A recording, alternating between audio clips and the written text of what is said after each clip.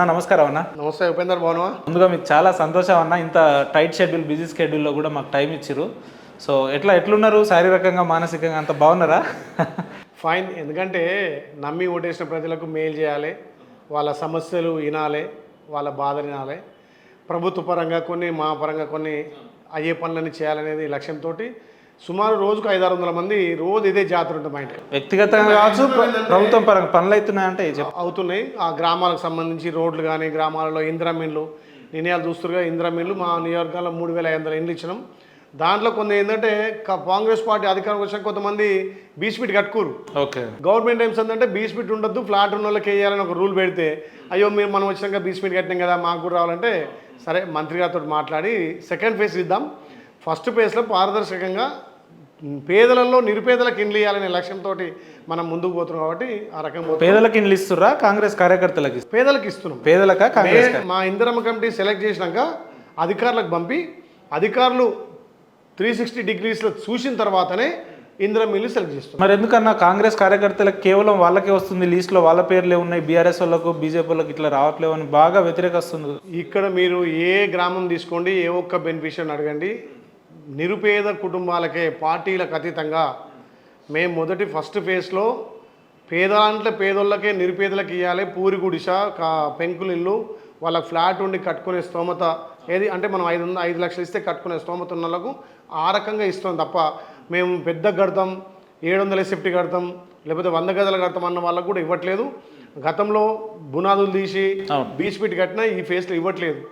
ప్రభుత్వం పారదర్శకంగా అక్కడ ఉన్నటువంటి ఎండిఓలతో కానీ సెక్రటరీతో కానీ సెలెక్ట్ చేసి మేము ఇందిరమ్మ కమిటీ ఏదైతే ఇచ్చిన పేర్లలో వాళ్ళు జెన్యునా కాదని మళ్ళీ వీళ్ళు గ్రామాలకు ఎంక్వైరీ చేసి తీసుకొని మళ్ళీ 360 డిగ్రీలో ఎంక్వైరీ అయిన తర్వాతనే ఇందిరమ్మ ఇల్లు కూడా జరుగుతుంది. ఇందులో ఎక్కడ పార్టీలకు కానీ కార్యకర్తలకు కానీ తావులేదు. ఐలన్ అనే వ్యక్తి ఎమ్మెల్యే గెలిచిన తర్వాత సంవత్సరంన్నర కాలంలో ఎంతవరకు న్యాయం చేయగలిగిండు ఆలయ నియోజకవర్గానికి అని అంటే ఏం చెప్తారు? నేనైతే ప్రజలకు దూసుకెళ్తున్నా, ప్రజల సమస్యలను అర్థం చేసుకుంటున్నా, అక్కడ తక్షణమే పరిష్కారమే అక్కడనే పరిష్కారం చేస్తున్నా. ఎక్కువ భూ సమస్యలు ఉన్నాయి.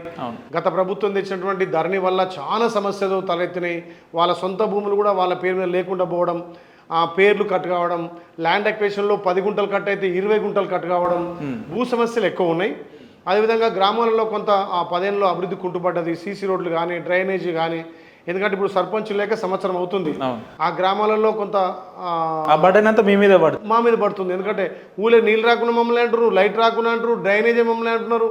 ఎందుకంటే బాధ్యులం కదా, సర్పంచ్ ఎంపీడీసో జెడ్పీడీసో ఉంటే కొంత బాధను పంచుకునే వాళ్ళు. ఇప్పుడు ఈ గ్రామాలలో కూడా ఎక్కువ ఇప్పుడు ప్యాడీ వచ్చింది, వరి కోతలు స్టార్ట్ అయినాయి. ఐకేపీ సెంటర్లు, పిహెచ్ సెంటర్ తోటి ప్యాడ్ కొనిపించడం ఇస్తున్నా అన్న. పూర్తి స్థాయిలో 500 బోనస్ ఇస్తున్నా రైతులు, సన్నోట్లకు 500 బోనస్ ఇస్తున్నాం. అది వాళ్ళ అకౌంట్లో పడుతున్న డైరెక్ట్. గతం కంటే కూడా ఇప్పుడు వడ్ల కొనుగోలు కేంద్రాలు వేగవంతం చేసినాం.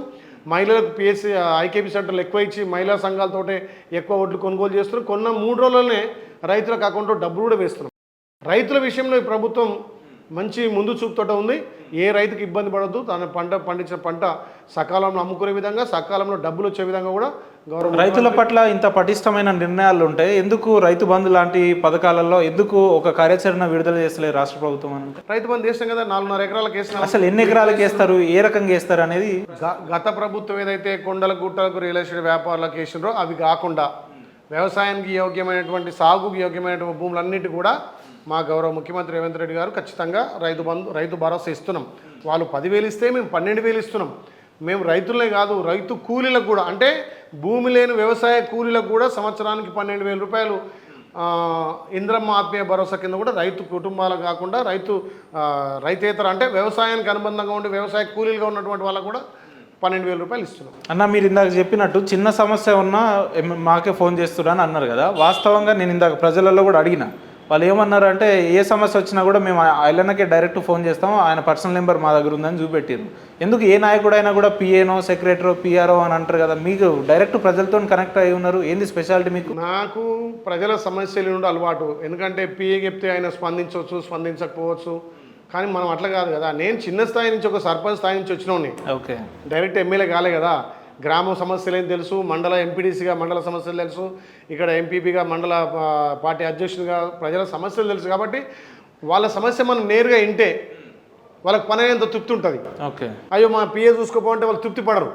డైరెక్ట్ ముఖాముఖి వాళ్ళతో మాట్లాడి వాళ్ళ సమస్య ఎమ్మడే మాట్లాడి అవసరమైతే అక్కడ కలెక్టర్ తోట ఆర్డీఓ తోట సంబంధిత అధికారులతోటి ఇప్పుడు మీరు వచ్చిన కనీసం 20 ఫోన్లు మాట్లాడినా జనగాం కలెక్టర్తో మాట్లాడినా జనగాం ఆర్డీఓతో మాట్లాడినా మా డిఆర్డీఓతో మాట్లాడినా అంటే వాళ్ళ డైరెక్ట్ కనెక్షన్ కూడా మాట్లాడితే డైరెక్ట్ వాళ్ళకి కొంచెం స్పందన ఉంటుంది పని అయ్యేది ఉంటే ఇప్పుడే కావాలి ఓకే రేపు చేస్తా పో మాపు చేస్తా పో అంటే కాదు కదా అవుతుంది కాదు ఏ సార్ నో వాళ్ళ ముంగటే తెలుసుకుంటే ఎందుకన్నా మీ ఇంటి దగ్గర దాదాపు ఒక మంత్రి గారి ఇంటికి కూడా రానంత జనాలు 500-600 జన సమూహం ఏంది అది ఎందుకు వస్తున్నారు అట్లా చేయడానికి మంత్రే కావాల్సిన అవసరం లేదు బాధ్యతగా ఆలేరు నియోజకవర్గానికి ఒక ఎమ్మెల్యేగా పేద బిడ్డగా పేదల బాధలు తెలుసుకునే వ్యక్తిగా నాకు తెలుసు కాబట్టి అందరిని కూడా అందరి సమస్యలు తెలుసుకొని వాళ్ళ ముంగటే వాళ్ళ సమస్యలు పరిష్కరించే దిశగా నేను పోతాను. కానీ మీరు అనుకుంటలేరా ఎమ్మెల్యేగా ఉంటేనే ఈ రకంగా సమస్యలు పరిష్కరిస్తున్నా మరి రేపు పొద్దున మంత్రి కావాలి మంత్రి అయి కూడా మరింత సేవ చేయాలనే మనసులో లేదా ఆలోచన ఎప్పుడు లేదా? ఏ స్థాయికి ఆ స్థాయి ఉంటుంది మంత్రి ఉంటే ఇంకా రాష్ట్రం మొత్తం ఉంటే విస్తరిస్తుంది కాబట్టి ఇంకా పెద్దగా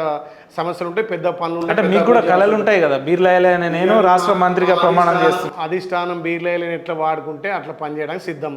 ఇప్పుడైనా మంత్రి హోదా ప్రభుత్వం విప్ అంటే మంత్రి హోదా క్యాబినెట్ ర్యాంకు ఆ హోదాలు కూడా పనిచేస్తున్నారు కదా ప్రభుత్వం నుంచి కార్యక్రమాలు కానీ ఇక్కడ ప్రజలకు అందుబాటులో ఉండడం కానీ ప్రభుత్వ కార్యక్రమాలు ముందు తీసుకెళ్లడం కానీ ప్రజలలో చేరుకుతూ ముందుకు పోతుంది. మీరు ఎమ్మెల్యేగా గెలిచినప్పటి నుండి ప్రధానంగా క్షేత్రస్థాయిలో రైతులకు మేము నీళ్ళు ఇవ్వగలుగుతున్నాం అన్ని కాలువలో నీళ్లు పంపిస్తున్నాం అంటారు ఏందన్నా ఆలేరు నియోజకవర్గాన్ని నీళ్లకున్న అనుబంధం ఏంది? అంటే గత 40-50 సంవత్సరాల నుంచి కూడా మా కోరిక ఏంటంటే ఈ ప్రాంతం పూర్తిగా ఎడారి ప్రాంతం ఎక్కడ చుక్క నీరు దొరకదు 1000 ఫీట్లు 200 ఫీట్లు 500 ఫీట్లు వేస్తేనే బోర్ పడే అవకాశాలు అది కూడా కొంత 1 ఇంచు 2 ఇంచులు నీళ్ళే వస్తున్నాయి. అటువంటి పరిస్థితులు పైన ప్రాజెక్టులు లేకపోవడం వల్ల మాకు ఈ ప్రాంతంలో నీళ్ళ కొరత బాగుండే రైతులు చాలా ఇబ్బంది పడుతున్నారు. అట్టి క్రమంలో మేము గత 30-40 సంవత్సరాలుగా మా తాతలు కూడా ఇక్కడ గంధమల్ల ఒక ప్రాజెక్ట్ ఉంది గంధమల్ల చెరువు ఉంది అది నిడితే 8 మండలాలకు ఎక్కరొస్తుంది అలాంటి చెరువును మేము ప్రాజెక్టు కావాలని చెప్పి గత 30 ఏళ్ళ నుంచి కూడా కొట్లాడినాం ఎన్నో ధర్నాలు చేసినాం గత ప్రభుత్వానికి మెమోరాండం ఇచ్చినాం. అప్పుడున్నటువంటి ప్రభుత్వం గౌరవ మాజీ ముఖ్యమంత్రి కేసీఆర్ గారు 9.8 టీఎంసీ అని చెప్పిండు అవును మళ్ళీ రెండోసారి 4.8 టీఎంసీ అన్నాడు రెండు తొంగలు దొక్కిరు ఈ ప్రాంతంకి వెళ్ళాయి. మేము వచ్చిన తర్వాత నేను ప్రజలకు ఎక్కువ చేరువ చేయాలన్నా ఇక ఈ ప్రాంతం చేయాలన్నా నా జీవిత లక్ష్యం ఒకటే గంధమల్ల ప్రాజెక్టు కట్టి తీరాలి. ఆ గంధమల్ల అయితే 10 మండలాలు సస్యశ్యామలం అవుతాయి. ఏదైతే గత ప్రభుత్వంలో కానటువంటి పనులు మా ప్రభుత్వం వచ్చిన తర్వాత ఇక్కడ మల్లన్న సాగర్ కానీ కొండపోచమ్మ నెత్తిమీనే నిండు కుండలాగా ఉన్నా కానీ మరి గత 10 ఏళ్ళుగా ఈ ప్రభుత్వాలు ఎక్కడ కూడా నీళ్ళు వదలలే. నేను వచ్చిన తర్వాత సొంత నిధులతోటి 85 లక్షలతోటి కెనాల్ కాలువలు కొట్టించి అక్కడ గేట్ వాల్ వేపించి షట్టర్లు వేపించి 112 చెరువులు నింపిన. అంటే ఇవి ఓన్లీ కెమెరాల మాధ్యమాల కోసమే చెప్తున్నారా క్షేత్రస్థాయిలో ప్రాక్టికల్గా మీరు గ్రౌండ్కి వెళ్ళి చూడొచ్చు. ఎందుకు బీర్లాయలే అనే వ్యక్తి సంవత్సరంలో చేయగలిగిన పనులు గత ప్రభుత్వాలు 10 ఏళ్ళు అయినా ఎందుకు చేయలేకపోయినాయి? మరి అంటే వాళ్ళకి సో ఎక్కడిది వాళ్ళకి ఏమున్నా డబ్బు రియల్ ఎస్టేట్ బిజినెస్ వాళ్ళకు ఒక కార్లు నేనేం ప్రభుత్వ విప్పును నాకు 10 కార్లు ఉండాలి గన్మెన్లు ఉండాలి హంగామా ఉండాలి గిట్ల ప్రజలకు ఎన్నో కలిసిరు. నేనుంటున్నా గత 10 ఏళ్లలో ఒక్క వీడియో చూపించమని వాళ్ళ ఇంటి కూడా జనం ఉన్నట్టుగా స్థానిక ప్రజలు అడిగితేనే స్థానికంగా చిన్న గుట్ట మీద సమస్య ఆటో సమస్య వచ్చింది. ఆటో కార్మికులు ఇంటికి వస్తే నన్నేం చేయమంటూ సాగుమంటవా అన్నారు.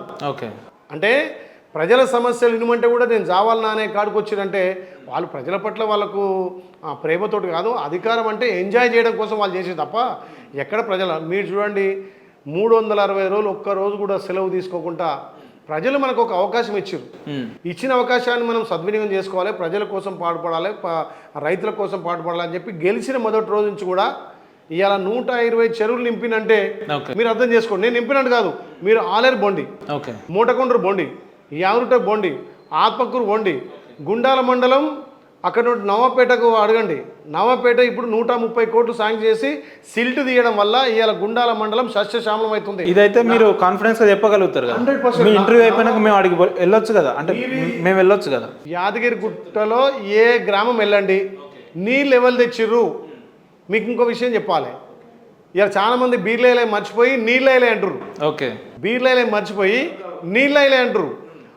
అంటులేరా మీరు ప్రాక్టికల్గా యారుట్లో ఏ ఊరు పొండి 22 చేర్లు యాదూట్లో నింపినా ఒక యాదూట్లో 22 చేర్లు నింపినా ఆత్మకూరులో 5 నింపినా గుండాలో 20 నింపినా మూటకొండూరులో 6 చెరువులు ఇక్కడే అర్థమైపోతుంది ప్రజల పట్ల మీకు ఏమాత్రం చిత్తశుద్ధి అనేది. అందుకే నేను చెప్పడం కాదు, ప్రజల్లో మీరే అనుకోండి.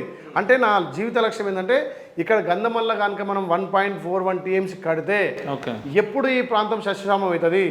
అదేవిధంగా ఇక్కడ 15 ప్యాకేజ్ నుంచి జగదేపూర్ నుంచి ఒక 8 కిలోమీటర్ కెనాల్ తవ్వితే గత ప్రభుత్వంలో ఉండే 19.5 కిలోమీటర్లు ఉండే, కానీ వాళ్ళ స్వార్థం కోసం వాళ్ళు రైతుల మీద ప్రేమ లేక పట్టించుకోక వాళ్ళు ఏమున్నా ఆ పదవిని ఎంజాయ్గా చేసి తప్ప ఇప్పుడు నేను మా గౌరవ ముఖ్యమంత్రి గారితో, మా ఇరిగేషన్ శాఖ మంత్రి ఉత్తమ్ కుమార్ తోటి ఆ 19 కిలోమీటర్లకు కాను అవసరమంటే 8 కిలోమీటర్ల కాలువ తవ్వాలని చెప్పి ఆ 8 కిలోమీటర్లు శాంక్షన్ చేస్తే ఇవాళ 20 చెరువులకు రాజపేటలో నిండుతున్నాయి. అంటే నిండుతాయి, ఇంకా నిండలే. 20 చెరువులకు సోర్సు దేవాలన్న అంటే ఎక్కడ ఎట్లా వస్తాయి అని ఆలోచన చేస్తున్నా. నడి ఎండాకాలంలో 90 రోజులు గంధమల్ల వాగు నుంచి బిక్కే వాగు అక్కడ ఆత్మకూరు, అడ్డగూడూరు, మోత్కూరు దాకా బారిచ్చిన. ఓకే ఆ వాగు ప్రాంతంతో పోతుంటే రైతులు సంబరాలు చేసుకున్నారు. 20 ఫీట్ల మరి ఎందుకన్నా ఎండిపోయిన బాయి 3 ఫీట్ల నీళ్ళకు ఎండాకాలంలో ఎండిపోయిన ఎడారి లెక్క, లేదంటే ప్రజలు ఇబ్బంది పడుతున్నట్టు, రైతులు ఇబ్బంది పడుతున్నట్టు, పొలాలు ఎండిపోతున్నట్టు ఆ రకమైన సామాజిక మాధ్యమాలు ఎందుకు చూసినాం మనం? అంటే వాళ్ళకి చిల్లర బుద్ధులు ఎక్కువ. కొంతమంది ఉన్నారు. మల్లపురం మా అమ్మమ్మూరు, ఓకే మల్లపురం చెరువు 3 సార్లు నింపిన ఈ సంవత్సరం. ఓకే ఆ ఊరోళ్ళే ఇగో సొంత అమ్మమ్మూరు అని చెప్పినప్పుడు ఎలక్షన్లప్పుడు ఇగో ఎండిపోయిందంటే ఒక మూల ఎండిపోతే దానికి నేను బాధ్యుని అవుతానా? ఆ గ్రామంలో చెరువు నింపినా నింపలేదా? నా బాధ్యత చెరువు నింపడం. కానీ అన్ని పొలాలకు ఇవ్వలేను కదా నేను. ఒక తానా ఎత్తు పొలాలు ఉండొచ్చు, ఎక్కడో ఏది గడ్డకి ఎండిపోతే ఇగో బీలైలే నింపిన చెరువు ఆ ఊరు పోయి టీఆర్ఎస్ నాయకులను అడుగుమను, ఆడ చెరువు నింపినా నింపలేదా?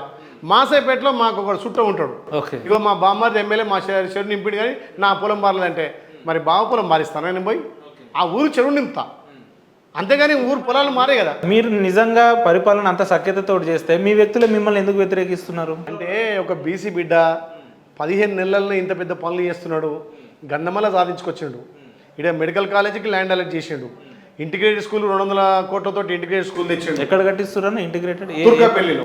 తుర్కాపల్లి రూస్తాపూర్ గ్రామంలో ఇంటిగ్రేటెడ్ స్కూల్ శాంక్షన్ చేసిండు. గంధమల్ల రేపు మాపో స్టోన్ వేయబోతున్నాం, శాంక్షన్ చేసినాం, జీవో వచ్చింది, 600 కోట్లు శాంక్షన్ అయింది. ప్రతి చెరువు నింపగలిగిండు. 24 గంటలు తిరుగుతున్నాడు. రాష్ట్రంలో 2వ ప్లేస్లో ఇలా సీఎం రిలీఫ్ ఫండ్లలో 5,000 మందికి సుమారు 25 కోట్లు ఇప్పించిన ఘనత ఆలేరు నా ప్రజలు నాకు. సరే, ఇవన్నీ ఆకాశంలో చుక్కలు చూపిస్తున్నారు, బాగానే ఉంది. మీరు ఇచ్చిన 6 గ్యారెంటీల మీద ఆలేరు నియోజకవర్గ ప్రజలు ఎంతవరకు లాభపడ్డారు అని అంటే గత ప్రభుత్వం చేసిన తప్పులు, గత ప్రభుత్వం చేసిన అప్పుల వల్ల మేము ఒక్కొక్కటిగా ఇంప్లిమెంట్ చేసుకోబోతున్నాం. ఒకేసారి చేయడానికి గత ప్రభుత్వం అప్పులు చేసిందంటారా? రాష్ట్ర సంపదను దోచుకొని పందుకెక్కులుగా దాచుకోరు కదా, ఆ అప్పులు కట్టుకుంటా, ఆ తప్పులను సర్దిద్దుకుంటా మేము మా గౌరవ ముఖ్యమంత్రి, మా మంత్రులు, మా ఎమ్మెల్యేలు ఒక్కొక్కటిగా చేసుకుంటూ పోతున్నాం కదా. గెలిచి 3 రోజులకే మహిళలకు ఉచిత బస్సు ఇచ్చినాం కదా, మహిళలకు సిలిండర్ 500కే ఇస్తున్నాం కదా, పేదోటికి 200 యూనిట్ల ఉచిత విద్యుత్ ఇస్తున్నాం. నువ్వు అట్లంటావు ఉపేందర్? భారతదేశంలో ఏ రాష్ట్రంలోనైనా ఇంత పెద్ద ఎత్తున రుణమాఫీ చేసిరా? ఓకే, మా గౌరవ భావి ప్రధాని రాహుల్ గాంధీ గారి ఆలోచన పూర్తి స్థాయిలో అయిందా రుణమాఫీ? కావచ్చు, అక్కడికి కొంత మిగిలి ముఖ్యమంత్రి గారు అన్ని సభల మీద మాట్లాడుతున్నారు, చేసేసిన పూర్తి ఎక్కడ కూడా 100కి 100 సక్సెస్ కావాలని లేదు. కొంత లోటుపాట్లు ఉంటాయి, కొంత బ్యాంక్ అకౌంట్ల మిస్ మ్యాచ్ కావచ్చు. కొన్ని బ్యాంకులు గతంలో ఏబీవీబీజీ బ్యాంక్ ఉండే, ఆంధ్ర గ్రామీణ వికాస్ బ్యాంక్ ఉండే, ఇప్పుడు తెలంగాణ గ్రామీణ వికాస్ బ్యాంక్ అయింది. అందులో కొంత ఐఎఫ్ఎస్ కోడ్లు తేయడం వల్ల కొంతమంది రైతు కాలే, ఆ టెక్నికల్ ఇష్యూ వల్ల కూడా మా ప్రభుత్వం మీద భారం పెడతట్లా. పూర్తి స్థాయిలో కాలేదని మీరు ఒప్పుకుంటారు కదా? పూర్తి స్థాయిలో అంటే నేను కాలేదని అయితే మీరు ఒప్పుకుంటారు కదా? 2 లక్షల పై ఉన్న వాళ్ళకి కాలేదు, 2 లక్షల పై లోపు ఉన్న వాళ్ళకు, ఎలిజిబుల్ ఉన్న వాళ్ళకు ప్రతి ఒక్కరికి. ముఖ్యమంత్రి గారు 100% చేసినాం అంటున్నారు కదా, మరి అది ఎట్లా? అంటే 2 లక్షల లోపు ఉన్నాయి, 100% మేము కమిట్మెంట్ చేసినాం. నేనేమంటున్నా, బ్యాంక్ ఐఎస్ఎఫ్ఏ కోడ్ వల్ల కానీ లేకపోతే వాళ్ళ అకౌంట్ మిస్ మ్యాచ్ వల్ల కొంత కాకపోతే అది కాకపోతే మా లక్ష్యం 2 లక్షల లోపు ఉన్నది కంప్లీట్ చేయాలని. తెలంగాణ రాష్ట్రంలో 25 లక్షల మందికి 21,000 కోట్లతోటి రుణమాఫీ చేసిన ఘనత తెలంగాణలో కాంగ్రెస్ పార్టీది. మా గౌరవ ముఖ్యమంత్రి వచ్చిన తర్వాత సుమారు 70,000 ఉద్యోగాలు ఇచ్చినాం. ఉద్యోగాలు నింపడమే కాకుండా మొదటి తారీఖున ఉద్యోగస్తుల జీతాలు ఇస్తున్నాం. గత ప్రభుత్వం 15 తారీఖు ఇచ్చేది ఉపేందర్. 70,000 ఉద్యోగాలు మేము ఇరిగేషన్ లో కల్పిస్తున్నాం. రాజనరసింహ గారు వైద్య శాఖలో ఫిలప్ చేస్తున్నాడు. మా పొంగులేటి శ్రీనివాసరావు రెవెన్యూ శాఖలో వీఆర్ఓలో మళ్ళీ తీసుకుంటున్నాం. ప్రతి గ్రామంలో వీఆర్ఏ పరిపాలన ఉండాలని చేస్తున్నాం. ఇది కదా మా ప్రభుత్వం చిత్తశుద్ధి. 30,000 ఉద్యోగాలు ఆల్రెడీ జీవోలు జస్ట్ మీరు లెటర్లు ఇచ్చి అవి మేము ఇచ్చినాం అంటే ఎట్లా? అప్పుడు నువ్వు జీవో ఇచ్చిన లెటర్ ఎందుకు శాతగాలి నీకు? ఓకే, లెటర్ ఎందుకు ఇవ్వలే? ఆ లెటర్ మేము ఇచ్చినాం కదా. చేసేవాళ్ళం ఎలక్షన్ నోటిఫికేషన్ ఎట్లా చేసేవాళ్ళం? 10 ఏళ్ళు ఏం చేసినాము? 10 ఏళ్ళు ఏం చేసినావు? 10 ఏళ్ళు లెటర్ ఇంట్లో పెట్టుకున్నామా? ఓకే, దానికి ఒక ఎగ్జాంపుల్ చెప్తాం. ఆలయ నియోగంలో రాత్రి 10 గంటలకు నోటిఫికేషన్ వస్తుందనగా అన్ని మండలాల 8 మండలాల విలేకరులను పిలిచి పైన కూర్చోబెట్టి రప్పరప్ప పత్రాలు ఇచ్చారు. ఇండ్లు ఇస్తున్నాను, ఇంటి స్థలాలు ఇస్తున్నా అని చెప్పి కిందికి వచ్చి మళ్ళీ పత్రాలు గుంజుకున్నారు. అవి గట్టే ఉంది తెలంగాణ గవర్నమెంట్ పరిస్థితి. మా ఆలయంలో సుమారు ఒక 1000-1500 మంది విలేకరులకు మేము ఇంటి అంటే ఓట్ల కోసం దండుకోవడం కోసం స్కీములు ఇచ్చి ఇలా విలేకరులంతా నా మీద పడుతున్నారు. అన్నమాక పత్రాలు ఏం పత్రాలు ఇచ్చాడు? ఏం లేదు, పుట్టి జాగిస్తున్నామని చెప్పుడు. అందుకే ఇలా విలేకరులకు కూడా 2 మండలాలు ఇప్పటికే తుర్కపల్లి, బొమ్మరావు నేను స్వయంగా కలెక్టర్తో మాట్లాడి ప్లేస్ చూసి లేఅవుట్ చేసి ఇళ్ల పత్రాలతో పాటు ఇంటి జాగని నేను ఇస్తున్నా అన్న. ప్రభుత్వం వచ్చినప్పటి నుండి ఏం చేసిరంటే మీరు టకా మేము ఉచిత బస్సు ఇచ్చినాం, 500కు గ్యాస్ ఇచ్చినాం, 200 కరెంట్ ఇచ్చినాం, చాలా అనగరంగా మాట్లాడారు. ఇవన్నీ నిజం కదా? ఇవన్నీ ప్రజలను మీరు ఇచ్చి తప్పిపోయిన హామీల గురించి మాట్లాడితే బాగుంటది. 4,000 పెన్షన్ అన్నారు, తులం బంగారం అన్నారు, మహిళలకు 2,000 అన్నారు, లేదంటే నిరుద్యోగులకు 4,000 అన్నారు. ఇవన్నీ కూడా మాట్లాడితే బాగుంటది, ఎందుకంటే మీరు నిజాలు మాట్లాడే వ్యక్తి కాబట్టి. ఒక ప్రభుత్వము కొన్ని ఆలోచనలతోటి ముందుకు వస్తుంది. మేము హామీ ఇచ్చిన మాట వాస్తవం, తప్పిన మాట వాస్తవం కదా? తప్పలేదు. 100 రోజుల్లో ఇస్తాం, 100 రోజుల్లో ఇస్తాం. నేను ఏమంటున్నా ఉపేందర్, మేము ఇయ్యనటువంటి హామీని కూడా నెరవేర్చాం. మేము ఎక్కడ మా మేనిఫెస్టోలో తెలంగాణ రాష్ట్రంలో సన్న బియ్యం ఇస్తాను చెప్పలే. ఇలా పేదోడు గొప్పోడు ధనికుడు తినే బియ్యం తినాలి, 3 పూటల అన్నం పేదోడు తినాలని చెప్పి రేషన్ షాపుల ద్వారా సన్న బియ్యం ఇస్తున్నాం. మా గౌరవ ఉత్తమ్ కుమార్ రెడ్డి గారు మంచి ఆలోచన తీసి 3 పూటల పేదోడు సన్న బియ్యం తినే విధంగా మంత్రుల కొడుకులు కానీ ఎమ్మెల్యేల కొడుకులు లేదంటే మన కుటుంబ సభ్యులు తినగలుగుతారు. విప్పుగా నేను సన్న బియ్యం తింటున్నా. ఓకే, ఇప్పటికి 30 ఇళ్లలో తిన్నా, 30 గ్రామాల్లో సన్న బియ్యం రోజు తింటారా అంటున్నా. నేను తినేదే కాదు కదా, నా పొలంలో వండే బియ్యం తింటూ. నేను సపరేట్ ఏదో ఎక్కడ హైదరాబాద్ వండేది కాదుగా, నేను రైతునే కదా. నాకు 10 ఎకరాలు అంటే అందులో నాణ్యత లోపం ఉంటుంది, ఏదో ప్రచార ఆర్భటాలని అంటున్నారు. అందుకే ప్రభుత్వ లక్ష్యం పేదోళ్ళు కూడా గొప్పోలు తినే బియ్యం తినాలని చెప్పి మేము ఎలక్షన్లో మాట ఇవ్వకుండా ఈ రాష్ట్ర ఆర్థిక పరిస్థితి ఇంత దివాలా తీసే విధంగా చేసిన చంద్రశేఖరరావు గారు చేసిన కొన్ని తప్పులను మేము అతను చేసిన కొన్ని మంచి పనులు కూడా మేము ముందు తీసుకుపోతున్నాం. అదే రైతు భరోసాతో పాటు రైతు బీమా మేము కొనసాగిస్తున్నాం కదా. కళ్యాణ లక్ష్మి వాళ్ళు ఇచ్చిపోయింది, షాద్మూర్ వాళ్ళు ఇచ్చి మేము కొనసాగిస్తున్నాం కదా. అంటే మంచిని స్వీకరిస్తున్నాం, చెడును తీసేస్తున్నాం. ఆ చెడు ప్లేస్లో మేము ఎట్లా చేయాలని చూస్తున్నాం. మేము ఇచ్చినటువంటి ఒక్కొక్కటిగా అమలు చేసుకుంటూ పోతున్నాం. ఇంకా మాకు 4 సంవత్సరాల సమయం ఉంది. ఆ సమయంలో మేము ఇచ్చినటువంటి అన్ని హామీలు అమలు చేస్తాం కదా. రైతులకు పెద్దపీట వేస్తున్నాం, యువతకు పెద్దపీట వేస్తున్నాం.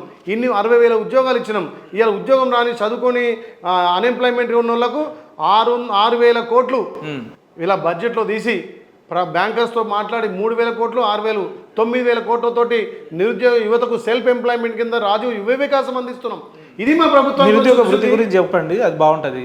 నిరుద్యోగులు ఒక మెసేజ్ పంపండి. నేను ఏమంటుపోయిందర్ 9,000 కోట్లతోటి ఎంప్లాయ్మెంట్ కల్పిస్తున్నాం కదా. మీరు అధికారంలోకి వచ్చిన తర్వాత సంవత్సరంలోనే 2 లక్షల ఉద్యోగాలు ఇస్తామని ఇదే ప్రియాంక గాంధీ గారు హామీ ఇచ్చిపోయారు. 4,000 నిరుద్యోగ వృత్తి ఇస్తామన్నారు. వాటి గురించి మాట్లాడితే బాగుంటుంది. సాధ్యమైనంత వరకు మా గౌరవ ముఖ్యమంత్రి గారు 24 గంటలకు 18 గంటలు పనిచేస్తున్నాడు. మీరు చూడు రివ్యూలు పెడుతున్నాడు. ఎక్కడ ఖాళీలు ఉంటే ఏ శాఖను ఎంత పటిష్టం చేయాలని చెప్పి అన్ని శాఖలలో ఖాళీలు పూరించుకొస్తున్నాడు. దఫాలుగా ఒక్కొక్కటిగా పూరించుకొస్తుంది. కాబట్టి 2 లక్షలు కావచ్చు, 2 లక్షల పైన కావచ్చు, మేము మాట అన్న ప్రకారం తప్పకుండా అన్ని శాఖలలో ఉద్యోగులు భర్తీ చేస్తాము. ఇప్పుడు రెవెన్యూ శాఖలో కూడా ఖచ్చితంగా కావాల్సిన అవసరం ఉంది. నిన్న వైద్య శాఖలో నింపినాము, ఆర్టీసీ కార్మికులు నింపుతున్నాము. అన్ని శాఖలలో గత 10 ఏళ్ళుగా ఒక్క రోజున డిఎస్ఏలు ఉపేందర్ మేము డిఎస్ఏసి ఇచ్చినాం. 16,000 పోస్ట్ టీచర్లకు ట్రాన్స్ఫర్స్ ఇచ్చినాం. ఇలా ప్రమోషన్స్ ఇస్తున్నాం. ఏ గవర్నమెంట్లో చేసినా వాళ్ళే డిఎస్ఏసి కోట్లపై కేసేసి స్టే తెచ్చిరి. మా ప్రభుత్వం అట్లా కదా, ప్రజలకు చిత్తశుద్ధితో ఉండి విద్యార్థులు ఆర్టీసీ క్రాస్ రోడ్ ఏమంట అని చెప్పి, అశోక్ నగర్ అని చెప్పి ఎందుకు ధర్నాలు, రాస్తారోకులు, ఈ రకమైన నిరసన కార్యక్రమాలు ఎందుకు చేపడుతున్నారు? ఎవరు వాళ్ళంతా? ప్రజాపాలన వచ్చిన తర్వాత గత పాలకులు 10 ఏళ్ళుగా తెలంగాణ రాష్ట్రాన్ని దాచుకొని జీర్ణించుకోలేకపోరు. పదవి పోయినాక జీర్ణించుకోలేకపోతారు. ఓకే, కేటీఆర్ కావచ్చు, కేసీఆర్ కావచ్చు, హరీష్ రావు కావచ్చు, వీళ్ళంతా పదవి పోయారు. తెలంగాణ ప్రజలు వాళ్ళని ఇంట్లో కూర్చోబెట్టు. కానీ ఆ ఇంట్లో కూర్చున్న ప్రతిపక్ష హోదా నిర్వహించలేక మా ప్రభుత్వం వచ్చిన 3 రోజుల నుంచే మేము దించేస్తాం, పడగొడతాం, దిడగొడతాం అని చెప్పి ఇలా డబ్బు సంచులు పట్టుకొని తిరుగుతున్నారు. ఓకే, కానీ తెలంగాణ ప్రజలు మాకు 5 ఏళ్ళు పాలించమని 5 ఏళ్ళు అధికారం ప్రజాపాలన చేయమని అధికారం ఇచ్చింది. మేము ప్రజలకు జవాబుదారుగా పోతాం. మా వెనకబడి ప్రతి స్కీమ్ వెనుక బురదలుడే. అంటే యాజ్ ఎ గౌట్ విప్పుగా మీకు భయం అవుతుందా ప్రభుత్వం ఎక్కడ కూలిపోతుంది? మాకెందుకైతుంది? మాకు సరిపోని మెజార్టీ ఉంది. ఇంకా 10 మంది మాకు టీఆర్ఎస్ మద్దతు ఇచ్చారు. 65 మంది నుంచి 75 మందికి పోయినాము. ఇంకా 20 మంది వాళ్ళు మా కోసం చూస్తున్నారు. ఓకే, ఎప్పుడు పిలుస్తామని. కానీ మేము కేసీఆర్ లెక్క బజార్లో ఏది సంతలో పశువులంగా ఉన్నట్టు కొనే అలవాటు మాకు లేదు. మా ప్రభుత్వం ప్రజాపాలన చూసి, మా గౌరవ ముఖ్యమంత్రి రేవంత్ రెడ్డి గారి పాలన చూసి 10 మంది టీఆర్ఎస్ వాళ్ళు మాకు మద్దతు పలికారు కదా. 10 మంది వాళ్ళ పార్టీ నుంచి బయటకు వచ్చారు, మాకు మద్దతు ఇస్తున్నారు.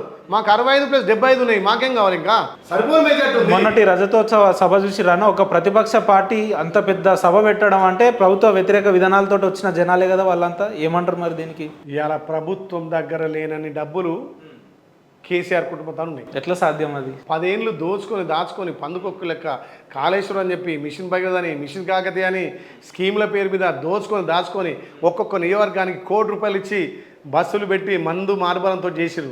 అయినా కేసీఆర్ ఉద్యమకారుడు. కేసీఆర్ ప్రసంగం ఎన్నిసార్లు చూసినా ఎప్పుడైనా ఎవరైనా రాసిన స్క్రిప్ట్ను చదివిండా? తప్పేముంటుంది అంటే ఆయనలో చరిష్మా పోయింది. ఓకే, పదవి పోయిన తర్వాత ఆయనలో ఒక భయం పుట్టుకుంది. ఆ భయంలో ఉన్నటువంటి ఆలోచనతోటి స్క్రిప్ట్ చదివింది తప్ప ఆయన స్వతహాగా మాట్లాడితే తెలంగాణ అభివృద్ధి కోసం మాట్లాడుతుండే, స్వతహాగా మాట్లాడితే మా ప్రభుత్వం చేస్తున్నటువంటి మంచి పనుల గురించి మాట్లాడుతుండే. ఆయనకు రాసిన స్క్రిప్ట్ చదివింది కాబట్టి ఆయన వణుకులో భయం ముట్టింది కాబట్టి ఆ రకంగా కేసీఆర్ అట్లా మాట్లాడుతాను ఎప్పుడు కూడా అనుకోలే. నిజంగా ఆయన మాట తీరు చూస్తుంటే చాలా ప్రతిపక్ష నాయకుడైనా గాంభీరంగా తెలంగాణ ఉద్యమంలో కానీ ముఖ్యమంత్రి కానీ మాట్లాడినప్పుడు హుందాగా ఉండే. మొన్న మాట్లాడింది భయపడి మాట్లాడినట్టుగా ఏదో స్క్రిప్ట్ రాసి చదివినట్టుగా ఉంది తప్ప ఆయన సొంత ప్రసంగం కాదు. కాకపోతే కేటీఆర్ అంతా ఆయన ఆధీనం తీసుకొని నువ్వు ఇట్లా మాట్లాడాలి నాయన అని చెప్పి ఆయన మాట్లాడించినట్టు తప్ప. ఇప్పుడు మొన్న మీరు ఒకటి ఎందుకు వాళ్ళ సొంత కుటుంబంలో వాళ్ళు వ్యవహరించిన తీరు ఎమ్మెల్సీ కవితకి ఏమన్నది మొన్న వచ్చి తెలంగాణ కరెక్ట్ డిసిషన్ తీసుకోలేదు, తెలంగాణ సామాజిక తెలంగాణ రాలేదు, ఆశించే తెలంగాణ రాలేదు. మరి మొన్నటిదాకా మీ నాయనే ఉండు కదా, మీ అన్నే ఉండుగా, మీ బావి ఉండుగా మంత్రులు. రైతు బంధు కరెక్ట్ కాదు, రైతు బంధు కొద్దరికే ఇచ్చారు, ఎకరం ఉన్న వాళ్ళకు 10 అయింది, 10 ఎకరాలకు 1,00,000 ముట్టింది, ఇది కరెక్ట్ కాదు. ఆ రోజు మేము గదే మొత్తుకున్నాం కదా. మరి ఆ రోజు వ్యవసాయ కూలీలకు మేమేమంటే ఇవాళ మేము వ్యవసాయ కూలీలు అంటే కవిత మమ్మల్ని సమర్థిస్తుంది, వాళ్ళ ఆయన తప్పులు ఎత్తి చూపుతుంది కదా. అంటే ఒక్కొక్కటిగా బయటపడుతుంది. ఇక 3-4 రోజులు హరీష్ రావు కూడా బయటపడతాడు. హరీష్ రావు వాళ్ళేమో పసుకుతలేడు.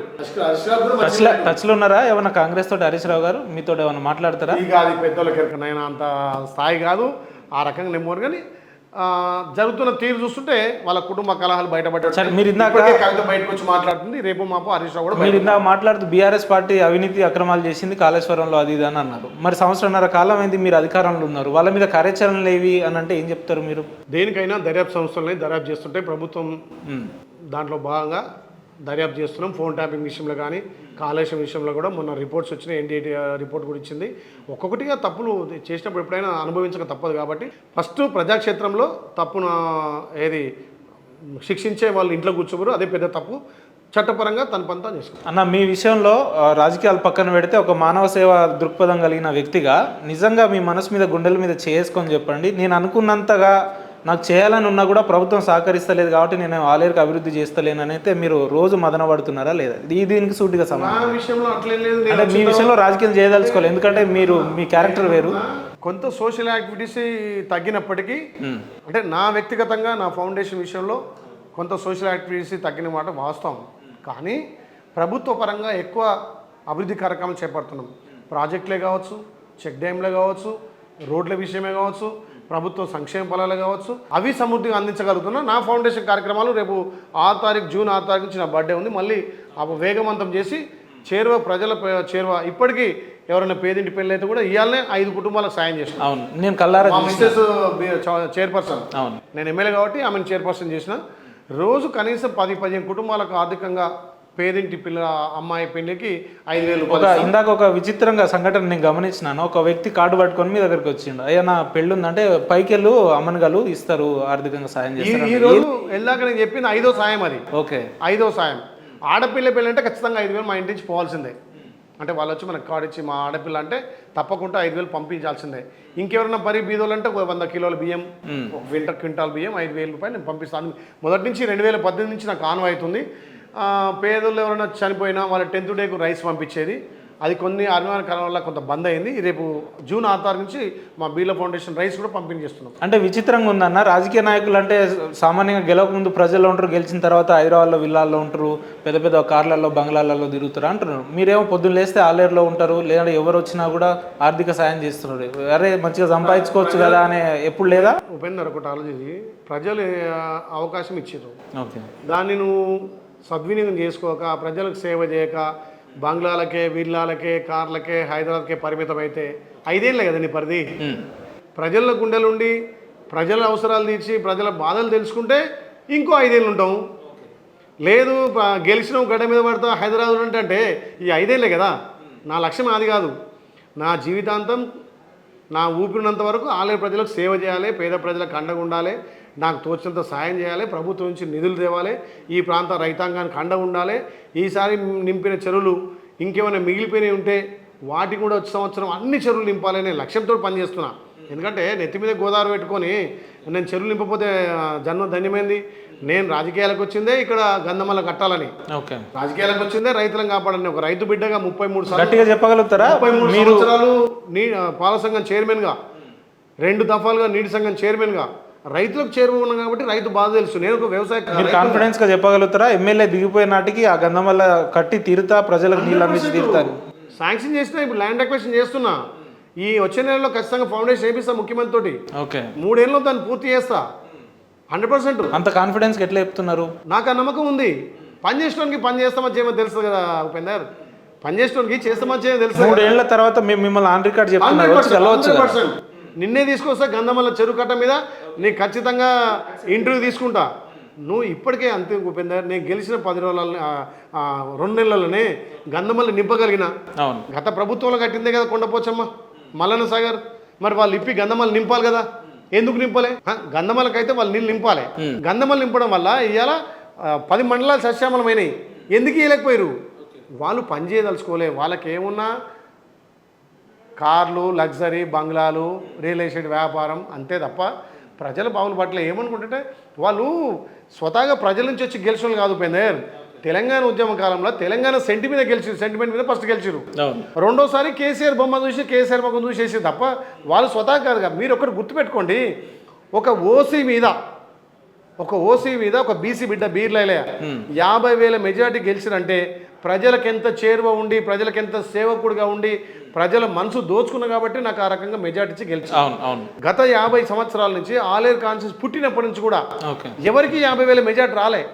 అంటే నేను అంత కాబట్టి సేవ చేసా కాబట్టి అతను మమేకమైన కాబట్టి అరే మా బిడ్డ వస్తే ఖచ్చితంగా పనులు చేస్తాడు, మా బిడ్డ వస్తే మాకు అందుబాటులో ఉంటాడని నమ్మకంతో గెలిపించారు. ఆ నమ్మకాన్ని నిలబెట్టుకోవడం కోసం గెలిచినప్పటికంటే గెలవక ముందుకున్న స్పిరిట్ గెలిచినాక ఎక్కువ ఇంకా ప్రజలలో పోవాలనే తపన ఉంది. ఎందుకంటే ఒక నమ్మకం విశ్వాసంతో ఓట్లేసారు. ఏందన్నా మీ స్పెషాలిటీ? ఆపదని చెప్పి వచ్చిన వ్యక్తులందరికీ మీ జేబులో 100 రూపాయలు ఉంటే 70 వాళ్ళకి ఇచ్చి 30 మీరు పెట్టుకొని సంతోషిస్తారట. ఏంది అంటే మీకున్న స్పెషాలిటీ ఏంది? ఎందుకు ఆర్థిక వనరులు ఎక్కడి నుంచి వస్తున్నాయి మీకు? ఎట్లా సమకూర్చుకుంటున్నారు అని అంటే నేను ఒకటి సామెత చెప్తా, మీరు ఏమనుకోరంటే ఓకే, ఒక బావి ఉంటుంది, బావికి మోటార్ వేస్తాం, 10 గజాలు బావి ఉంది అనుకున్నాం, రోజు 7 గజాలు నీళ్ళు ఎక్కుతాయి. ఓకే, 7 మీటర్లు ఎక్కుతాయి. నువ్వు మోటార్ పెడితే మళ్ళీ 7 మీటర్లు లోతుకి వెళ్ళిపోతాయి. అంటే పొలం పారుతుంది, ఓకే 10 ఎకరాలు పారుతుంది, నీళ్ళు అయిపోతాయి. మళ్ళీ తెల్లారు మళ్ళీ 7 గజాలు ఎక్కుతాయి. అంటే మళ్ళీ 10 ఎకరాలకు పారే నీళ్లు సమృద్ధికి వస్తాయి. మన తన రూపాయి ప్రజలకు పంచితే ఆ దేవుడే రూపాయి మనకు కల్పిస్తాడు. ఆ రూపాయి నాకే ఉండాలని నువ్వు అట్నే పెట్టుకున్నావు అనుకో, ఆ రూపాయి రేపు ఆ రూపాయి లెక్కన ఉంటుంది. నువ్వు 7 మీటర్ల లెక్కే బావిని 10 రోజులు పడవ పెట్టు, మోటార్ ఆన్ చేయకు, అదే 7 గజాలు తప్ప 10 ఏళ్ళు 7 ఏళ్ళు పెరగాలి కదా.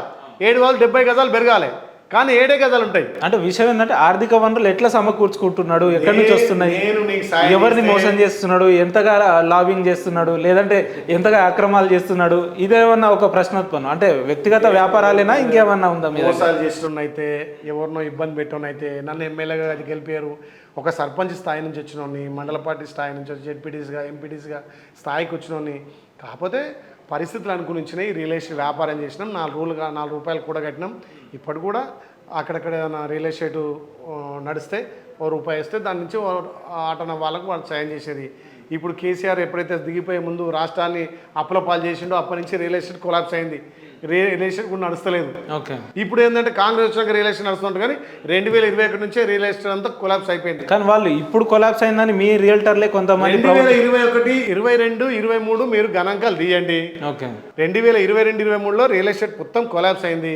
2023 డిసెంబర్లో కదా మా ప్రభుత్వం ఏర్పడ్డది. ఓకే. మరి 22, 23 ఒకసారి గణాంకాలు తీయండి, అప్పటికే డమాల్ అయిపోయింది. అందుకే ప్రేమించే గుణం, సాయం చేసే గుణం ఉంటే తప్పకుండా ఏదో రకంగా 10 రూపాయలు వస్తాయి. దాంట్లో 10 రూపాయలు. అన్న నిన్న మొన్న సామాజిక మాధ్యమం మీ గురించి ఒక వార్త వచ్చింది, అది అడిగిన తర్వాత మా మీద కార్యాచరణ మీ గన్మెన్లు పెట్టియడం, కెమెరాలు వల్ల కొట్టడం అటువంటి అయితే ఉండవు కదా. నేను దేన్నైనా స్వాగతిస్తా ఉపేందర్. ఓకే. నువ్వు నిజాన్ని నిర్భయంగా అడుగు. లే వ్యక్తిగతంగా మీరంటే కూడా మాకు చాలా అవును. ఎందుకు ఐలన్న గారు ఎమ్మెల్యేగా గెలిచిన తర్వాత విప్ అయిన తర్వాత గుట్ట చుట్టుముట్టు ఉన్న భూములన్నీ కూడా ఆక్రమించడానికి ప్రయత్నం చేస్తున్నాడు, ఇదిగో ఆధారాలు అని చెప్పి మాజీ ఎమ్మెల్యే గారు నిన్న మొన్న ప్రెస్ మీట్లలో బలంగా మాట్లాడిన సందర్భాలు చూసినాం. ఎందుకు ఆ అపోహలు వచ్చినాయి మీ మీద? వాళ్ళ గురించి ఇప్పటికే 2 సార్లు మాట్లాడినా, 3వసారి మాట్లాడితే బాగుండదు. ఎందుకంటే మతి లేకుండా మాట్లాడుతున్నారు. అంటే నిప్పులేందే పొగరాదంటారు కదా, మీ మీద ఎందుకు వచ్చింది అట్లా? గతంలో ఒక పెద్దల సభ పోయిన ఆయన గట్టిగా మాట్లాడిండు. ఓకే. ఒక 10 ఏళ్ళు విప్గా ఉండి అధికారం చెలాయించిన ఆమె గట్టిగా మాట్లాడుతుంది. నేనేమంటే మీ విమర్శ 10 మంది స్వాగతించాలి. ఈ రోజు వరకు కూడా మీ సిగ్నల్ స్టూడియో ద్వారా నేను సవాల్ విసురుతున్నా. వాళ్ళు చేసిన ఆరోపణలకు నేను ఇప్పటికీ కట్టుబడి ఉన్నా. దాంట్లో పై సంబంధం మీరు ఇప్పుడు నిరూపించగలిగితే నేను రేపు నా రాజీనామాకు సిద్ధము. 1 సెంటు భూమి అయినా నేను ఎమ్మెల్యే గెలిచిన తర్వాత 1 సెంటు భూమి అయినా నా పేరు మీద కానీ, నా బినామీల పేరు మీద కానీ, నా బంధువులు కొన్నట్టు మీరు చూయిస్తే మా వ్యక్తిగత సలహాదారు మా బంధువు 2 ఎకరాలు కొని 2 ఎకరాలు అమ్మిండు. ఆలేరు సంబంధించి అది మా కమ్యూనిటీ వాళ్ళది కొని అమ్ముకున్నాడు. 18 ఏళ్ళ కింద వాళ్ళు కొన్నారు. 2 ఎకరాలు కొనంతే ఇగో ఐలే బినామీ కొన్నామని చెప్పారు. అంటే వాళ్ళు మతి కోల్పోయి, అధికారం కోల్పోయి పిచ్చికి మాట్లాడుతున్నారు. ఇప్పటికి నేను మీ స్టూడియో ద్వారా సవాల్ విసురుతున్నా. నేను ఎక్కడన్నా 1 గుంట భూమి తప్పు చేసి ఉంటే స్వామివారి దగ్గర రండి, నేను రాజీనామా చేయడానికి సిద్ధము. మీరేం రాజీనామా చేయకూరి, మీ ప్రజలు మిమ్మల్ని బొంద పెట్టేసిరు, ప్రజలు మిమ్మల్ని నిండా కూర్చోబెట్టిరు, మిమ్మల్ని నేను రాజీనామా చేయట్లేదు. కానీ మీకు ఇప్పటికీ దమ్ము ధైర్యం ఉంటే నా మీద 1 గుంట కూడా ఎలిగేషన్ నిరూపించగలిగితే నేను రాజీనామా సిద్ధం. చాలా కాన్ఫిడెన్స్గా మాట్లాడుతున్నాను. 100% నేను చేయగదా. నేను అధికారం లేనప్పుడే తప్పులు చేయలేదు ఉపేందర్. 100 ఎకరాలు కొన్న 100 ఎకరాలు అమ్మినా. వాళ్ళ ప్రభుత్వంలో నేను రియల్ ఎస్టేట్ వ్యాపారం చేసిన. ఇంక ఇప్పుడైనా రియల్ ఎస్టేట్ వ్యాపారం లేదు, ఇప్పుడు ప్రజాసేవ చేస్తున్నా, ప్రజల కోసమే నా జీవితం అంకితం చేస్తున్నా. ఇప్పుడు రియల్ ఎస్టేట్ వ్యాపారం లేదు. అప్పుడే నేను తప్పు చేయను, ఇప్పుడు నేను తప్పు చేస్తే అవసరం ఏముంది? నాకు అవసరం లేదు కదా. అట్లా ఏమైనా చేసి ఉంటే నిరూపించమని అడుగుతున్నా. ఉన్న పలంగా తక్షణమే మళ్ళీ ఎన్నికలు వస్తే అంతే మెజార్టీతో లేదా పైచిలకు మెజార్టీ గెలిచే అవకాశాలు ఉన్నాయా, లేదంటే ఓడిపోయి ఇంట్లో కూర్చుంటారు? ప్రజలు ఎట్లా ఆశీర్వదిస్తే ఎట్లా ప్రజలు నిర్ణయించాలి, నేను కాదు. నేను ప్రజలకు సాటిస్ఫైస్గా పనిచేస్తున్నా, ప్రజలకు అందుబాటులో ఉంటున్నా, ప్రజలకు సంక్షేమ పథకాలు తీసుకొస్తున్నా, ఇక్కడ అభివృద్ధి గత ప్రభుత్వాల కంటే ఎక్కువ అభివృద్ధి చేయగలుగుతున్నా, ప్రజలకు అందుబాటులో ఉంటున్నా. అదే నా జీవిత లక్ష్యము. దాని తర్వాత ప్రజలు ఎట్లా తీర్పిస్తే దాన్ని సిద్ధం వహిస్తా. సార్వత్రిక ఎన్నికల్లో పోయినప్పుడు మీరు నియోజకవర్గానికి ఇచ్చిన హామీలు వ్యక్తిగతంగా ఇంకేమైనా ఉన్నాయా, ఇంకా చేయాల్సిందంటూ నోటీస్లో మీకంటూ ఒక లక్ష్యాలు ఏమైనా ఉన్నాయా నియోజకవర్గ పరంగా? అంటే ఆలేరును అన్ని విధాలు అభివృద్ధి చేయడం, ఆలేరుకు తగిన నిధులు తేవడం, ఆలేరులో ఎక్కువ యువతకు ఉపాధి కల్పించడం, ఆలేరులో తాగునీరుకు సాగునీరుకి ఇబ్బంది లేకుండా నా మార్కు ఒకటి పడాలి. ఓకే. ప్రతి చెరువు నింపిండు, బీర్లేలే కాదు నీళ్ళే లేని ప్రజలే అంటున్నారు. గౌరవ కలెక్టర్ గారు మొన్న సభలలో మాట్లాడిండు, ప్రజలన్న మాట అయినాడు. కాబట్టి ప్రజలకు చేరువ ఉండాలి. తర్వాత ఎలక్షన్లు వస్తే ప్రజలు ఎట్లా తీర్పిస్తే ఎవరు ఎట్లా ఉంటే అట్లా మా పార్టీ ఎట్లా వాడుకుంటే అట్లా పనిచేస్తాం. ఏందన్నా ఒక రాజకీయ నాయకుడికి మీ నోట మీ మాటగా ఒక రాజకీయ నాయకుడు ఉండాల్సింది ఏంది, ఉండకూడదు ఏంది మీకు తెలిసినంతవరకు? రాజకీయాలకు వచ్చినప్పుడు ప్రజలకు ఇచ్చిన అవకాశాన్ని ప్రజల కోసం, పేద ప్రజల కోసం వాడాలి. ఏదో అవకాశం వచ్చింది కదా అని చెప్పి అందలం ఎక్కి ఏదో హైదరాబాద్లో ఉంటా, లేకపోతే ఐఫై లైఫ్ మెయింటైన్ చేస్తా అంటే అది అంతవరకే ఉంటుంది. ప్రజలు గమనిస్తుంటారు. అందుకే రాజకీయ నాయకుడిగా నేను మా తోటి రాజకీయ నాయకులకు కూడా మనకు ప్రజలు దేనికోసం అవకాశం ఇచ్చిర్రు, ఇక్కడ ప్రజాపాలన నిర్వహించాలి, ప్రజలకు అందుబాటులో ఉండాలి, వాళ్ళ సమస్యలు వినాలి, వాళ్ళ సమస్యలు తెలుసుకోవాలి. ఇక్కడ రైతులకున్న సమస్య ఏంది, ఈ ప్రాంత ప్రజలకున్న సమస్యలు ఏంది, వాటిని ప్రభుత్వం దృష్టి తీసుకొని ప్రభుత్వం దృష్టి వీలైనంత వరకు కూడా 100% చేయాలంటే ఎవరు కూడా చేయలేరు. ఇప్పుడున్నటువంటి పరిస్థితుల్లో, రాష్ట్రం ఆర్థికంగా ఉన్నటువంటి పరిస్థితుల్లో మేము ఒక్కొక్కటిగా సర్దిద్దుకుంటూ కడుపు కట్టుకొని పనిచేస్తున్నాం. అంటే నేనేమంటుంటా అంటే నా ఆలేరు ప్రజలు నన్ను నమ్మి నన్ను ఒక బిడ్డగా విశ్వసించి మా బిడ్డ వస్తే అభివృద్ధి అయిద్దని వాళ్ళకి అండగా ఉంటానని ఏదైతే నమ్మిరో ఆ నమ్మకం కోసం 24 గంటలు వాళ్ళు పనిచేయడానికి నేను ముందుకు గత ప్రభుత్వంలో 3 నెలలు మంత్రివర్గ విస్తరణ చేయకపోతేనే కేసీఆర్కు ప్రగతి భవన్ నుంచి బయటకు వస్తలేడు, ప్రజల పట్ల విశ్వాసం లేదు అని అన్నారు. ఇప్పుడు సంవత్సరంన్నర కాలం అవుతుంది. ఎందుకు కాంగ్రెస్ ప్రభుత్వం పూర్తి స్థాయిలో మంత్రివర్గం చేస్తలేదు? ఎందుకు బీసీలకు కానీ ఇతర వర్గాలకు న్యాయం చేస్తలేదు అంటే ఏం చెప్తారు? బీసీలకు న్యాయం చేసిందే కాంగ్రెస్ పార్టీ. ఉమ్మడి నల్గొండలో చూడండి 12 సీట్లు. ఓకే, 12 సీట్లకు నాకు బీసీ బిడ్డకి ఇచ్చింది అవకాశం. ఎంతమంది బీసీలకు ఇచ్చారు, ఎంతమంది రెడ్లు ఉన్నారో నేను లిస్ట్ చెప్పాలన్నా? అంటే నా వరకు నేను చెప్తున్నా ఉపేందర్, ఇచ్చడం కాకుండా ఒక క్యాబినెట్ ర్యాంక్ కూడా ఇచ్చింది నాకు. అంటే బీసీలకు పెద్దపీట వేసి అంటే బిర్లా అనే వ్యక్తికి విప్ ఇవ్వడం గొప్ప విషయం మీరు అంటే, లేదు మినిస్ట్రీ ఇచ్చి ఆయన గౌరవించుకోవాలని మీ వ్యక్తిగత అభిమానులు అంటారు. దీనికి మీరేం చెప్తారు మరి? అంటే అందరికీ ఒక కోరిక ఉంటుంది, మావాడు ఇంకా పైకి పోతే బాగుంటుంది అంటే. కానీ నేను ఉన్న పొజిషన్ అయితే విప్ పొజిషన్ అంటే క్యాబినెట్. మీరు సాటిస్ఫైడ్ ఉన్నారా? 100% సాటిస్ఫైడ్ ఉన్నారా? నేను ఏమంటున్నా ఉపేందర్, పని చేయడానికి మంత్రినో ముఖ్యమంత్రి లేకపోతే ఆ ఎమ్మెల్యే కావాల్సిన అవసరం, మానవత్వం ఉండాలి, ప్రజలకు అందుబాటులో ఉండాలి. ఒక ఎమ్మెల్యేగా నేను ఎంతవరకు పని చేయగలుగుతున్నానని తెలిసి నా ఆత్మ విమర్శ నేను చేసుకోవాలి. అంతే తప్పగా ఇంకా మంత్రి అయితే ఎక్కువ చేస్తా. నాకు మంత్రులంతా మన మనుషులే కదా. ఏ మంత్రితో అయినా తమ్ముడు ఏం కావాలని అడుగుతారు. ముఖ్యమంత్రి పక్క కూర్చోబెట్టుకొని తమ్ముడు నీకు ఏం కావాలని అడుగుతాడు. ఇక అంతకంటే కావాల్సిందేముంది? అంటే గిరిజనులకు మంత్రివర్గంలో స్థానం కల్పించలేదు, దళితులను కల్పించలేరు. ఎందుకు లేరు? ఉన్నారు కదా, దామోదర నరసింహ అర్జునుడేనా, సీతక్క గిరిజనేనా, మన రామచంద్ర నాయకు ఎస్టీనా. ఓకే, ఎందుకు ఇవ్వలేదు ఉపేందర్? అందరికి సామాజిక న్యాయం చేసి ఇంకా కూడా త్వరలో మంత్రివర్గంలో సామాజిక న్యాయం జరుగుతుంది. అంతెందుకు, సామాజిక న్యాయం గురించి చెప్తే భారతదేశంలో మొట్టమొదటిగా కులగణన చేసి బీసీలకు 42% ఏది విద్య ఉపాధి అన్ని రంగాల్లో అవకాశం ఇవ్వాలని చెప్పి చట్టసభలో చట్టం చేసి రేపు కులగణన జనగణనలో కులగణన చేర్చాలని చెప్పి 2 బిల్లులను చట్టంలో పాస్ చేసి గవర్నర్కి పంపితే గవర్నర్ కూడా ఆమోదం తెలిపి రాష్ట్రపతి పంపిండు. అంటే ఇది బీసీలకు న్యాయం జరిగినట్టే కదా. ఓకే, అవునా కదా? మేము చెప్తున్నాం, రేపు స్థానిక సంస్థలో 42% బీసీలకు మేము రిజర్వేషన్ అవకాశం కల్పిస్తాం. ఒకవేళ సుప్రీంకోర్టు కానీ లేకపోతే అక్కడ కేంద్రంలో ఒప్పుకోకపోతే మా పార్టీ పరంగా 42% రిజర్వేషన్ అమలు చేస్తాం. మేము మా గౌరవ ముఖ్యమంత్రి మాకు ఆదేశాలు అసెంబ్లీలోనే చెప్పిండు 100% స్థానిక సంస్థలు ఇస్తాం. కాకపోతే ఏంటంటే విద్య ఉపాధిగా రాజకీయంగా రావాలంటే చట్టసభలో ఆమోదం పొందాలి. దాన్ని మా అసెంబ్లీలో పాస్ చేసినాం. గవర్నర్ కూడా ఆమోదం తెలిపిండు. రేపు రాష్ట్రపతి గారు అదేవిధంగా కేంద్రం ఒప్పుకుంటే అవుతుంది. దాంట్లో కూడా మేము స్వాగతిస్తున్నాం. చేస్తున్నందుకు కేంద్రాన్ని కూడా మేము స్వాగతించి మోడీ గారికి కూడా ధన్యవాదాలు చెప్పినాం. బీసీల పట్ల ఏ మాత్రం చిత్తశుద్ధి ఉందనేది ఇక్కడే రాష్ట్ర ప్రభుత్వానికి తెలుస్తుంది కదా. 100%. ఏం చెప్పదలుచుకున్నారు మీరు బీసీ సంఘానికి, బీసీ సమాజానికి కావచ్చు? మాది దొరల పాలన కాదు, ఫామ్ హౌస్ పాలన కాదు ఉపేందర్, ప్రజాపాలన.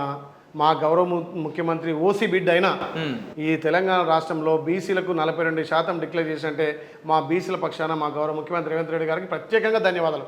ఎందుకంటే మాకు విద్య వైద్య ఉపాధి రాజకీయంగా ఒక అవకాశం 42% కల్పించడం అంతకన్నా ఎక్కువేం కావాలి?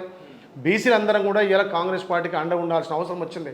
గత 10 ఏళ్ళు ఉన్నటువంటి టీఆర్ఎస్ కానీ కేంద్రంలో 11 సంవత్సరాలు ఉన్నటువంటి బీజేపీ కానీ బీసీల గురించి ఆలోచన చేయలే. ఆయన మోడీ ప్రధాని అని చెప్పుకుంటున్నారు కానీ బీసీలకు ఏ రకంగా న్యాయం చేయలే. ఇప్పుడు అంటున్నాడు సరే జనగణనలో కులగణన పెడుతున్నాం, ద్వారా స్వాగతిస్తున్నాం. తొందర చేయండి, తొందర చేసి ఏ కులం దామాష ప్రకారం ఆ కులాలకు ఉపాధి పరంగా విద్యాపరంగా రాజకీయ పరంగా అవకాశం కల్పిమంటున్నాం. దానికి రోడ్ మోడల్గా మా తెలంగాణ నిలబడదు కదా. భారతదేశంలో రోడ్ మోడల్గా కులగణన చేసినటువంటి రాష్ట్రం తెలంగాణ రాష్ట్రం గౌరవ ముఖ్యమంత్రి రేవంత్ రెడ్డి నాయకత్వం అయింది కదా. ఇది ఆదర్శంగా తీసుకొని ఇవాళ భారతదేశం మొత్తం అన్ని రాష్ట్రాల్లో జనగణనలో కులగణన చేస్తానని మాటిచ్చారు కాబట్టి మా రాష్ట్రం నిజంగా కూడా దేశానికి road model. Right, thank you so much అన్న. మీకోసం జనాలు చాలామంది వెయిట్ చేస్తున్నారు, ఎక్కువ ఇబ్బంది పెట్టదలుచుకోలే. ఒక అధికారిక విప్పుగా కాంగ్రెస్ పార్టీ కార్యకర్తలకు, మీ నియోజకవర్గ ప్రజలకు మా ఛానల్ తరఫున మంచి సందేశం ఇవ్వాలంటే ఏం చెప్తారు మీ నాయకులకు? ఆలేరును అన్ని విధాలా అభివృద్ధి చేసే బాధ్యత ముందు తీసుకుపోతా. గౌరవ ముఖ్యమంత్రి గారితో, గౌరవ మంత్రులతోటి ఇప్పటికే 10 ఏళ్ళు ఆలేరు వెనుకబడిపోయింది. ఈ వెనుకబడిన ఆలేరును ముందు తీసుకుపోవడం కోసం అన్ని విధాల ప్రాజెక్టుల విషయంలో కానీ లేకపోతే మౌలిక సదుపాయాల విషయంలో కానీ రోడ్ల విషయంలో కానీ డ్రైనేజ్ విషయంలో అన్నీ ఇప్పటికే సక్సెస్ఫుల్గా చేయగలుగుతాం. ఇంకా కూడా సక్సెస్ చేసి నా జీవిత లక్ష్యం గంధమల్ల ప్రాజెక్టును కట్టి తీరాలనే నా ఏకైక లక్ష్యం. గంధమల్ల కడితే ఇక్కడ వ్యవసాయ రైతాంగం అంతా పండగ చేసుకుంటుంది కాబట్టి తప్పకుండా మీరు ఎలా కడిగినట్టుగా మళ్ళీ 3 సంవత్సరాలకు ఎలక్షన్ పోయేటప్పటికి సిగ్నేచర్ స్టూడియో గంధమల్ల ప్రాజెక్టు మీద తప్పకుండా ఇంటర్వ్యూ ఇస్తా. ఆలేరు ప్రజలకు నేను నాయకుడు కాదు సేవకుడిగా పనిచేయడంతో లక్ష్యంతో వచ్చిన అదే సేవ చేస్తా అని చెప్పి మాటిస్తాను. ఇలాంటి వ్యక్తులను కలవడం మా అదృష్టం అన్న. థ్యాంక్ యూ అన్న, థ్యాంక్ యూ సో మచ్.